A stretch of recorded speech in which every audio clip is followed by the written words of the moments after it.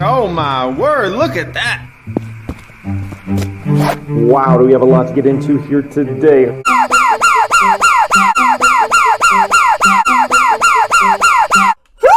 Folks, it's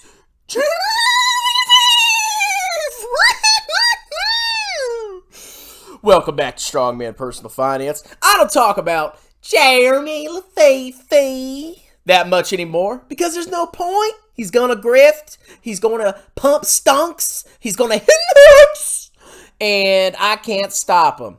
But we have a very momentous day today. That's right, because Jeremy Lefebvre, who smells like pee-pee, went ahead and sold Honest My Bonest. So let's hear his justification, and I'm going to react to it. And I know Jeremy Lefebvre, he just talks and talks and talks. So we're going to watch this at 1.5 speed because I can't watch this clown for like 10 freaking minutes while he rambles on about nothing.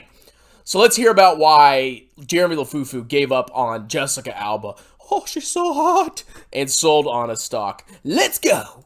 What did I go ahead and sell? Why did I sell it? Why did I buy another stock with the money? And what's the risk-reward profiles here? Okay, well, the stock I sold is Honest. So Honest is the stock I sold here today. In the public count, I held still 28,000 shares of Honest in that portfolio overall. Okay, pretty simple decision for me. Here's the deal with Honest. Okay,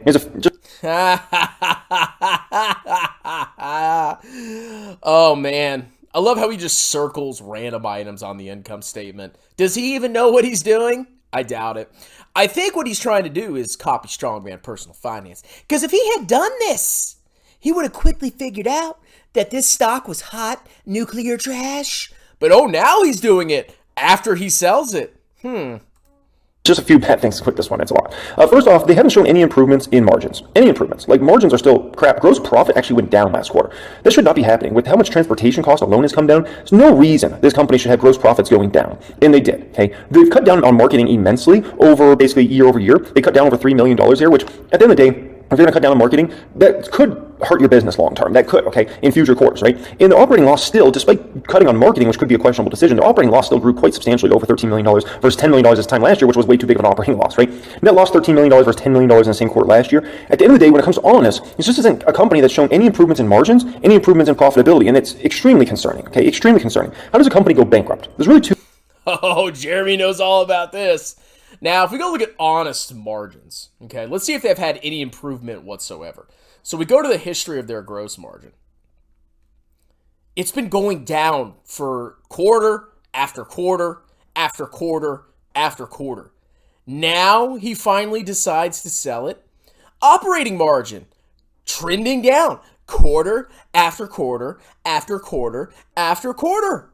Now he decides to sell it. Interesting. You know what I think he's actually doing? I think he's just clearing the trash from his portfolio. So all you see is green. Let's keep watching.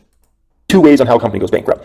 One way is they just have too much debt. They keep piling on the debt. They take bigger and bigger losses over time, right? Because essentially they're having to pay down this debt, but they're whatever they're making for profits, if it is a profitable company, it's going straight to the debt. And so it's just a horrible situation where the interest is just killing them on their debt loads. The other way a company goes bankrupt is if their margins continue to go down and their losses go up, right? That's a perfect example of that was the Chef, right? The Chef, their margins, they just couldn't improve their margins. They just kept getting worse and worse and worse, and the losses kept climbing for the company. Now, the Chef also had a trifecta where simultaneously then the revenue started to go down. So yeah, you add on revenues going down on top of margins going down and losses going up, you can pretty much, I seem to remember a time when you, Jeremy, when you staked your entire reputation on the Chef and you bought the company. The one you staked the most of your reputation on is the one that went bankrupt first out of all your trash stocks, except for, I think, Voyager Digital, which was probably more a speculative bet. But even then, you put like $250,000 in it. So now, this guy who's charging you what, $5,000 for a lifetime access, is now figuring out that having debt and not being profitable will eventually lead you to bankruptcy. Wow. What an insightful conclusion, especially this very well presented and written informational graphic that you have here. I am so tempted to give you $5,000, Jeremy. Let's keep watching.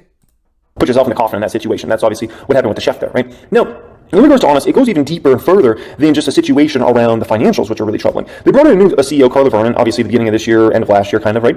And Carla, she posts so much of this, it's just getting a lot of people frustrated. Because here's the deal, Honest is fighting for their life as a company. The company's down to like $18 million of cash as of last quarter, and they just took a $13 million loss in the last quarter. So they're fighting for their life. And meanwhile, you have Carla, people are just getting fed up with it. She's posting at honest, diversity, equity, and inclusion, or all these things. And, people are like, how about sales and margins? Look, dude, Honest has always been one of those, like, companies that appeals to people that like diversity, equity, and inclusion. The whole point of Honest was that it was like, oh, it's the future, and people are going to clean living. The people that have clean living, they don't care about, oh, is my diapers cheap? They care about diversity, equity, and inclusion. This is what happens when you invest in these, like, liberal-oriented companies. You're going to get freaking stupid CEOs like this. And I actually agree. Like, if your company's focusing on diversity, equity, and inclusion, it's like to an extreme amount. I mean, I get you should hire people if they are qualified for the job. But when your company is obsessed with this stuff, DEI, it's dangerous because they have other priorities besides profits. They're here to save the world and be good people. That's the type of stuff that's really rubbing people the wrong way because we're not dealing with, this isn't Apple, okay? If Apple wants to talk about diversity and inclusion, all this stuff all the time, they can. But when your company, here's the deal. How much diversity and inclusion and all this stuff are you going to have if your company's bankrupt? Zero. And so people are just getting fed up with this stuff, right? Look at this. I'm not really liking Carla. I have no issue with her standing, advocating for whatever she wants, but post about Honest in their products. She's very active on social media, but never. Who are these morons that are still in his group? That's what I want to know. Like posting about Honest or anything like that, right? She's posting about other stuff. And it's a very frustrating ordeal. And I even, got fed up with this back in May. She had posted on social media, it was about 3:30 in the afternoon on her Instagram story. She posted on a Monday that she was taking down Christmas lights, okay? I don't know if that was pre-recorded or if she was actually taking down Christmas lights at 3:30 in the afternoon on Monday, but that was extremely frustrating. I mean, this is a company fighting for its life. We don't freaking care that you're taking down Christmas lights. Okay, I don't see the problem with this. She filmed herself for 5 seconds taking down Christmas lights. It looks like a short or Instagram reel or whatever that is. This is your DD. I mean, like, I get the diverse, like, if they're obsessed with diversity and that's all they talk about, that could be a problem. But she filmed herself on Instagram taking down lights. Oh my god! Wow, now this is some real DD. This is why you joined Jeremy's group. See, the other people, they had, like, decent comments. Like, oh, I think the CEO is more focused on diversity. Diversity! Than, margins. Jeremy gets mad because she posts an Instagram thing that takes, 30 seconds to make, taking down Christmas lights? Oh, this is just the death of the company. Oh my god. This company's fighting for survival right now. It's a very serious matter. And it's not a Christmas light matter, right? I got so frustrated in this whole ordeal, right? I actually sent the investor relations an email wanting answers. I've been in the market 15 years and investing in individual stocks for 15 freaking years. I've never remember having to send the investor relations an email frustrated with the CEO and wanting questions and demanding answers, okay? So that just speaks volumes to kind of the frustration there. And then they bring in the CFO that... I'm sure they dropped everything to answer Jeremy Lefebvre's email. Anybody can email investor relations. They probably laughed their asses off when they found out this absolute moron sent them an email. I demand answers. It comes from another failed company that's about to start at Honest, and it's like, come on, man. Like, are we serious? Okay. So, do I still own Honest stock? And what's the plan with Honest stock moving forward? Okay. So, what can you do with $1? Well, what if I told you every time you put $1 into a Fidelity... Obviously, in terms of the public count, I own no Honest shares. Now, I do own it in 2 other portfolios, though. One is another big dog Fidelity account, and then I do own Honest shares in the Patreon portfolio as of right now. Of course he has Honest in another portfolio. If you don't like it in one portfolio, if it's such a horrible company, it's losing money, it's in debt, and the CEO is full of crap, sell the freaking stock, man. You've already lost millions on these trash companies. Get out and just buy large cap tech, okay? At least they're profitable, even though you just buy them because they're large cap tech. I would love to see his losses in his private portfolio, but he's never gonna do that. I get it. Y'all get it. Most people don't get it, but that's just how it is. Will I own Honest shares in the Patreon portfolio much longer? I'm not so sure about that, but I will likely hold the Honest shares I have in my other Fidelity account for now. Here's what I need to see. I need to see this next quarterly report, margins going up, and those losses cut down substantially. If I see that, I will say invest in the stock, and I will hold. And then if I see that again the following quarter where more margin improvements and losses cut down again, then I'll start feeling really good about Honest and I'll get out of the penalty box. But for now, it's definitely in the penalty box. If I do not see improvements in margins and profitability in quite a substantial way next quarter, I will pull the plug and I will sell out of the rest of my share. The CEO's watching this like, oh my god, our biggest investor's going to sell. What are we going to do? The stock. which is not ideal. But at the end of the day, if you're dealing with a stock that just continues to disappoint, at some point you got to say, this just wasn't the one, and I need to move on, right? So that was certainly the decision we had to make with the chef back in the, when was that? End of last year, beginning of this year, whatever, right?